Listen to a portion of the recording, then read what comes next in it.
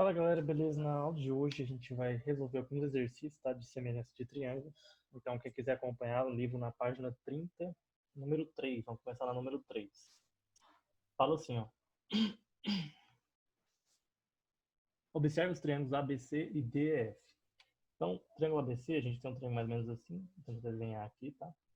Ele tem um ângulo de 40 e tem um ângulo de 55. Ok? Aqui é A, aqui é B. Opa! Aqui é C, né? Deixa eu arrumar aqui. E aqui é D.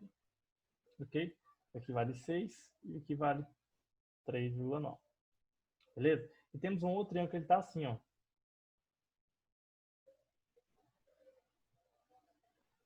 Aqui é 40. Aqui é 55.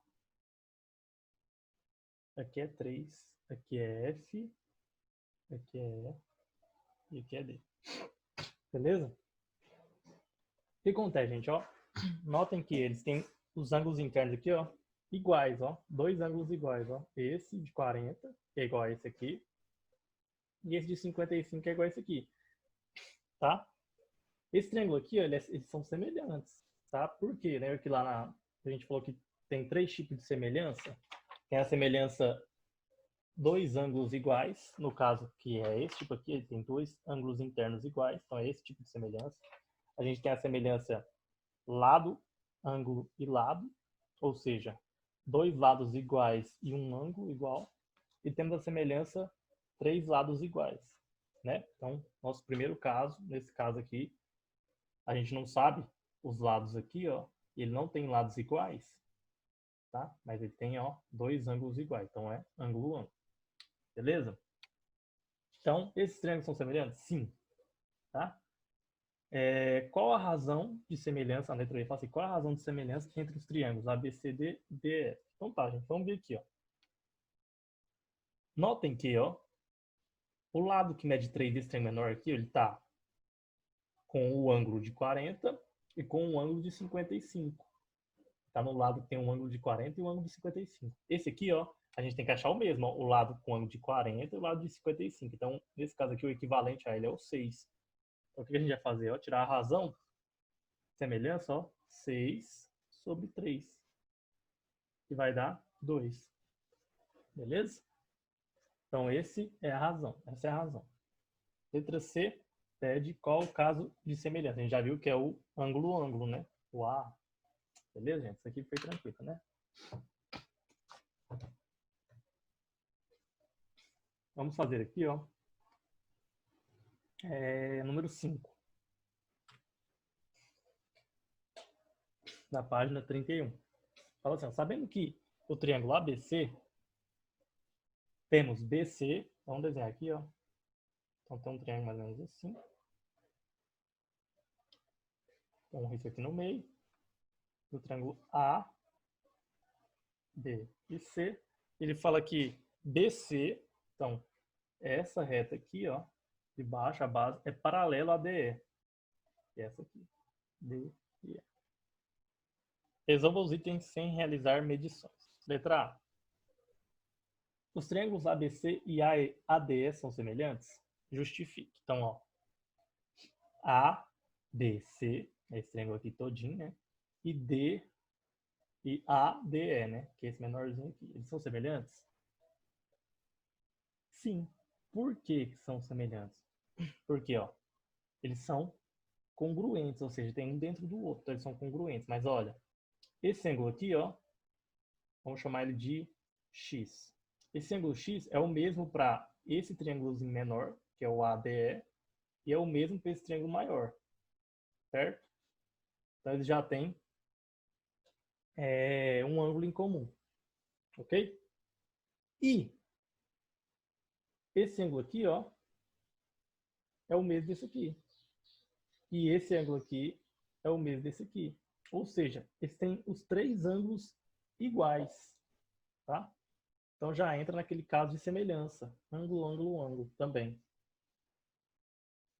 No caso só ângulo, ângulo, né? Mas se ele tem três ângulos iguais, é melhor ainda, beleza? Então, eles são semelhantes sim. Mas a resposta você pode posicionar sim, pois são congruentes. O que é congruentes? Um tá dentro do outro, ok? Então, sim. Qual é o perímetro do triângulo ABC? Então, ele quer saber o perímetro. Aqui tem 5.2, aqui é 2.6, aqui é 4.4, e aqui a gente não sabe. Vamos chamar de Y, esse pedacinho aqui. Beleza? Ele quer saber o perímetro. É a soma dos lados. E aqui é 3.6 e aqui a gente não sabe. Vamos chamar de Z. Então a gente tem que achar o Z e o Y. Tá? Então tá, gente. Primeiro, vamos calcular o perímetro do triângulo menorzinho que a gente tem todos aqui. Ó. Se eles são semelhantes, quer dizer o quê? Se a gente achar o perímetro de um, a gente consegue achar o perímetro do outro por questão de semelhança, tá? Beleza? Então vamos lá. Ó. Vai ficar assim. Perímetro menor. Perímetro. Vou pôr aqui, ó. A, D, E. Vai ser 5.2 mais 3.6 mais 4.4. Isso aqui vai dar 13,2. Então a gente achou o perímetro menor. Ok? Vamos calcular a razão? A gente consegue calcular a razão pelo seguinte fato, ó. Razão, a gente pode pegar um lado. Já que a gente já sabe que eles são semelhantes, é só a gente pegar um lado, ó. Vamos pegar esse lado aqui, ó. Todinho. Do maior. Ok? Vai ser 5.2 mais 2.6 sobre esse mesmo lado, só que do menor só, que é só esse pedaço aqui, ó, de 5.2. Ok? Beleza? Vai ficar o quê? Ó? 5.2 mais 2.6 vai dar 7.8. E aqui 5,2. Se a gente simplificar isso aqui, ó, vai ficar o quê? Vai ficar assim, ó. 78, vamos multiplicar por 10 em cima e embaixo, dividido por 52. 78 dividido por 52, ó. A gente pode simplificar em cima por... Deixa eu ver... A gente pode dividir em cima por 26. 26 vezes 3 dá 78. Então, a gente pode dividir em cima por 26 e embaixo por 26. Isso aqui vai dar, deixa eu pôr aqui, ó. 78 dividido por 26 vai dar 3, e embaixo 52 dividido por 26 vai dar 2. Então deu 3 sobre 2. Então a razão nossa é 3 sobre 2. Lembrando que sempre é bom deixar a razão em fração, tá, gente? Então tá, gente, a gente já sabe que a razão é 3 sobre 2. E a gente sabe que o perímetro do menor é 13,2. O que a gente pode fazer? Se a razão é 3 sobre 2, a gente pode pegar a razão do perímetro do menor e multiplicar por 3 sobre 2, que a gente acha a razão, o perímetro do maior, tá? Por quê? Porque o maior ele vai ser 3 sobre 2, 3 meios no caso, né? Maior do que o perímetro menor, tá? Porque quando a gente fala de proporção, um lado é proporcional ao outro, um triângulo, um lado é proporcional ao outro, assim como a razão é proporcional, a área é proporcional, tá? Então vamos lá, ó. Então vai ficar assim, ó. Isso aqui vezes 3 sobre 2 vai dar 19,8. Ok? Então o perímetro do maior, 19,8 centímetros. Beleza, gente? Então é isso aí, espero que tenham gostado e até a próxima aula. Não vou deixar a tarefa hoje. Valeu!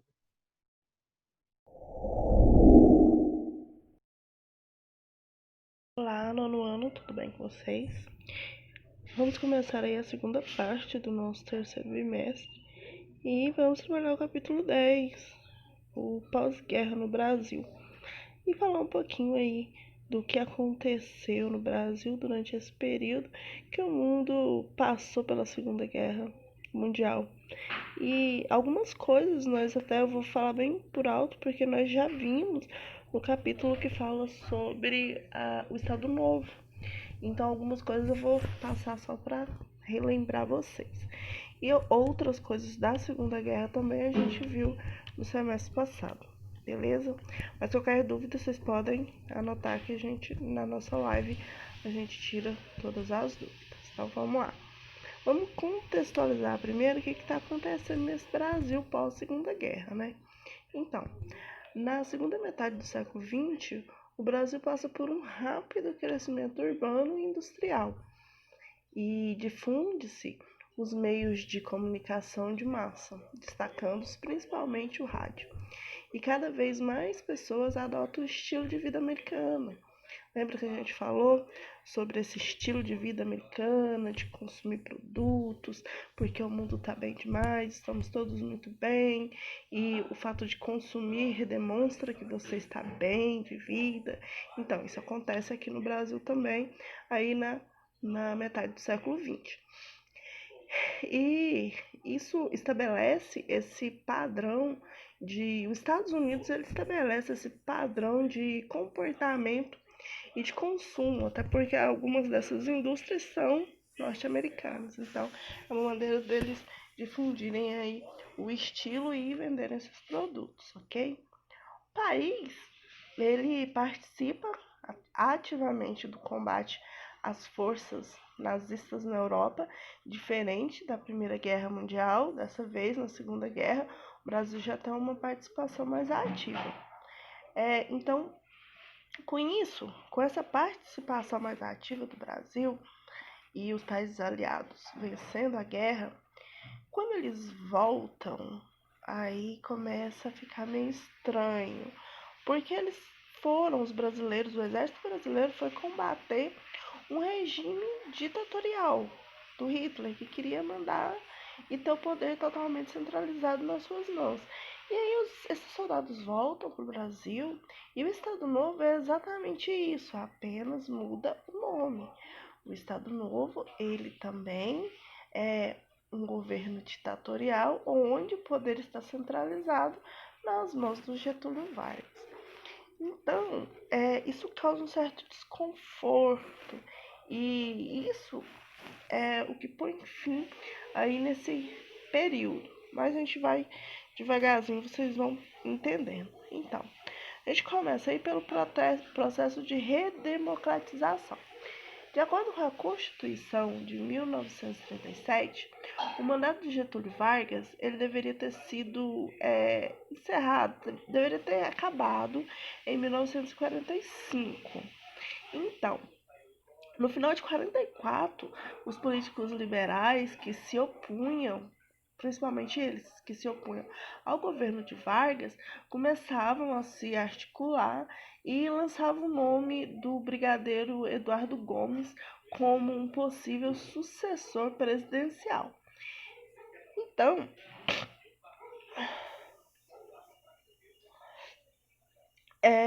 a gente começa o Brasil, o Getúlio, ele começa então a ver que o seu poder ele tá meio minguando.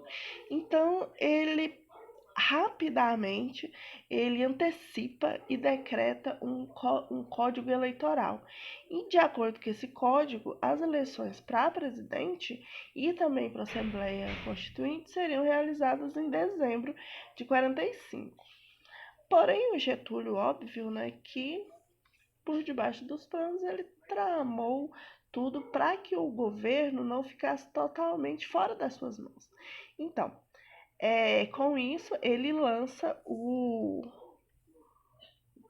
Gaspar Dutra para, digamos, substituí-lo, digamos assim. E a presidência, então, é disputada pelo Dutra e pelo brigadeiro Eduardo Costa. Então vamos lá. Nessas eleições de 45, que foi disputada pelo Eduardo Gomes e pelo general Henrico Gaspar Dutra, que era candidato da coligação PSD, o Dutra ele contava com o apoio do Vargas, que por sua vez tinha uma grande popularidade entre os trabalhadores. Lembra que a gente falou da CTL nas aulas passadas? Então, se você não lembra, anota aí que a gente volta nisso na nossa live, beleza? Continuando. Então, a propaganda do Estado Novo influenciava as camadas populares, justamente porque o governo do atual presidente ele era bastante popular, o Vargas era bastante popular entre a população. E isso gerava, óbvio, uma certa apreensão, principalmente por parte dos políticos liberais, e que queriam aí uma renovação. Então, eles queriam que um novo presidente assumisse, sabiam que se o Dutra assumisse o poder, seria mais ou menos uma mão, um braço do governo que já estava sendo posto, o que realmente acontece. E o Dutra realmente vem a ganhar as eleições. Então, e como que foi, então, o governo aí do Dutra? Em dezembro de 45, o general Dutra foi eleito. E o seu governo foi marcado pelo fortalecimento dos laços políticos com os Estados Unidos, algo que o antigo presidente já estava fazendo. A gente falou também nos nossos vídeos passados sobre essa política da boa vizinhança, beleza? Então dá para vocês perceberem assim que os vídeos a gente fala e depois vai linkando um com o outro. Tudo acaba sendo importante para poder desenvolver o pensamento central. Muitas diretrizes desse alinhamento foram estabelecidas durante a Conferência Interamericana, realizada na cidade de Petrópolis, no Rio de Janeiro. Nessa conferência, o secretário do Estado norte-americano, George Marshall, lembra dele também, a gente falou dele, ele entra em acordo com o governo brasileiro quanto à manutenção de uma política anticomunista. Lembra do George Marshall, da caça às bruxas? Então, isso acontece aí no Brasil também, não com esse nome, caça às bruxas, outros nomes. Então, o Brasil ele se alinha aos Estados Unidos na Guerra Fria e rompe as relações diplomáticas com a União Soviética. Além disso, o PCB foi novamente colocado na ilegalidade e os parlamentares comunistas tiveram seus mandatos cassados. Há alguma semelhança com a caça às bruxas? Então, os funcionários políticos, eles que eram suspeitos de ligação com o comunismo, eles foram detidos e passaram a sofrer perseguições. A política econômica do governo de Dutra, ele teve aí duas fases. A primeira foi adotado um modelo liberal, com a abertura do capital estrangeiro e a redução de tarifas na alfândega, que levou ao aumento óbvio das importações, que era um objetivo dos Estados Unidos que queriam vender seus produtos. Devido às dificuldades financeiras e à estagnação da indústria nacional, uma nova política econômica posteriormente foi adotada. Essa nova política ela restringiu as importações e provocou um bem pequeno mesmo, aumento da produção industrial brasileira, que foi voltada aí para o mercado interno. No entanto, essas medidas não foram suficientes para controlar a inflação e também não foram suficientes para melhorar as condições de vida das camadas populares, que passavam a protestar contra os congelamentos dos seus salários e que não eram reajustados desde 1942. Então, o Dutra ele não foi tão popular assim. Voltando a falar do populismo, vamos falar o que é isso na visão do Getúlio Vargas. Então, depois de tudo isso, o Dutra não se dá bem, as pessoas não estão gostando muito dele, o que acontece? O Getúlio, então, volta à presidência, é óbvio. Então, em 1950, o Getúlio Vargas, ele se candidata à presidência da República nas eleições diretas e a sua campanha populista garantiu a sua vitória. e levou ele a tomar posse em 1951. Então, a política brasileira, os liberais queriam tirar o governo ditador da presidência, conseguiram meio que... Não conseguiram totalmente, porque o Dutra era um braço dele, braço do Vargas, mas ele faz suas tramanhas e ele volta à presidência em 1950. Durante o governo dele, o debate entre os nacionalistas e os liberais começou a se agravar, principalmente entre os militares. Então, as discussões eram pautadas principalmente no debate político que que estava relacionado à manutenção ou não do monopólio energético estatal. Então, os nacionalistas, eles acreditavam que as reservas e as refinarias de petróleo, bem como as usinas hidrelétricas e as suas redes de distribuição, deveriam ser propriedade do governo.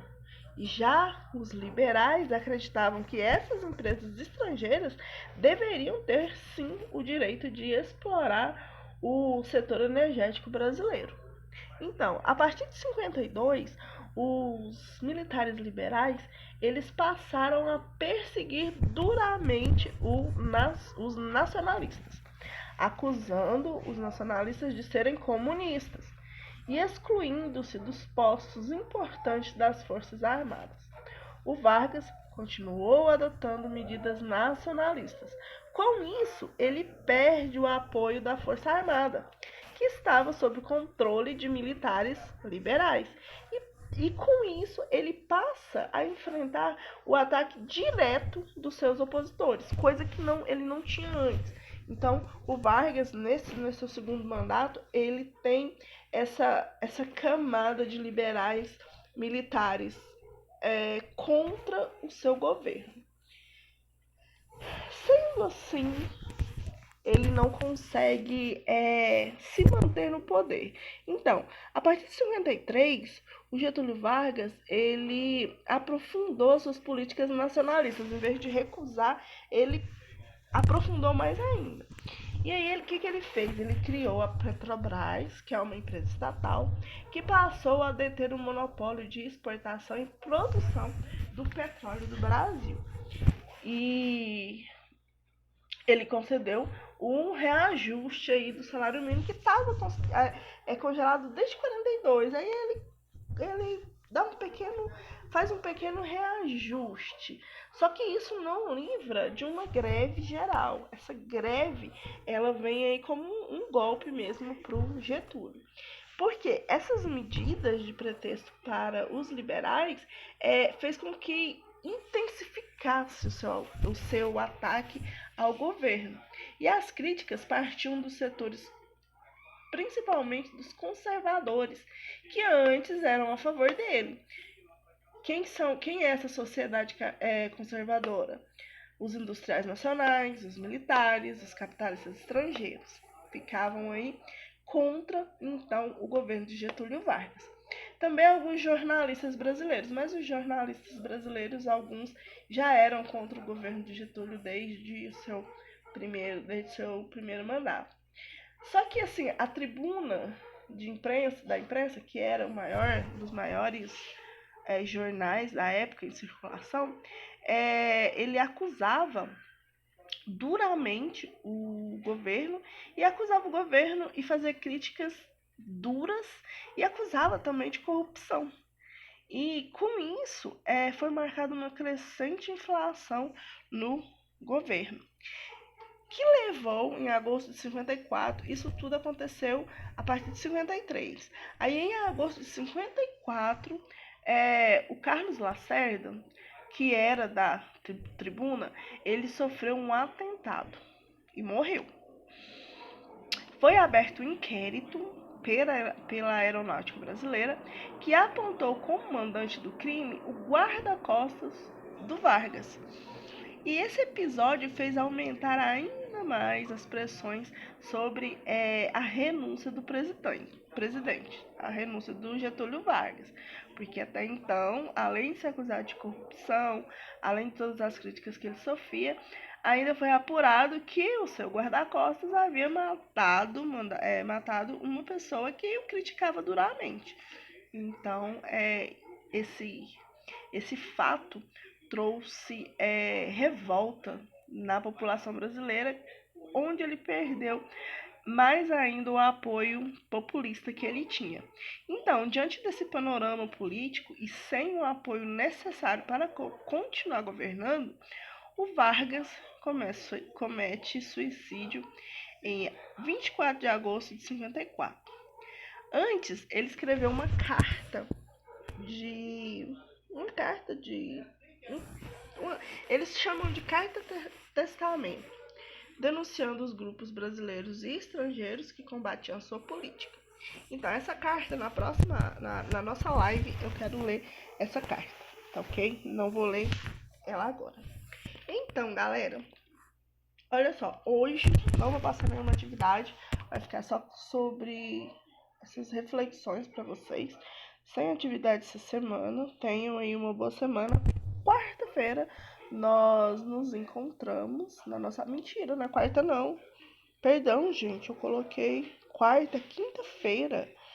Então eu não vou mudar o slide não, mas quinta-feira nós nos encontramos às 9h10 da manhã. E aí, assim, se vocês tiverem alguma dúvida sobre todo esse panorama que eu falei, por que eu não vou passar nenhuma atividade? Porque é um panorama geral de algo que nós já vimos, certo? Então, assim, se tiver alguma dúvida, vocês anotem e na nossa live de quinta-feira, não é quarta, de quinta-feira a gente conversa, beleza? Beijos pra vocês e tenham uma ótima semana.